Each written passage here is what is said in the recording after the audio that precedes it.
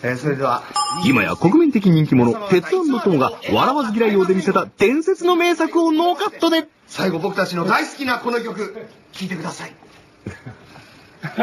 鉄はもちろん、今夜ばかりは青ジャージの友の表情にも大注目。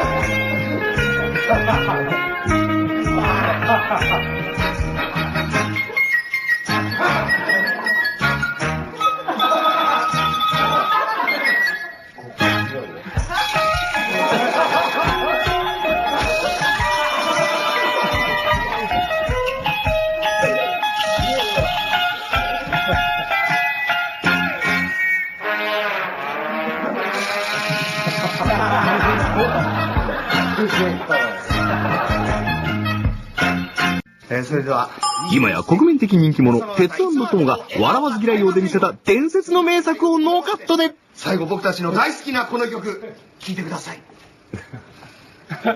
鉄はもちろん、今夜ばかりは青ジャージの友の表情にも大注目。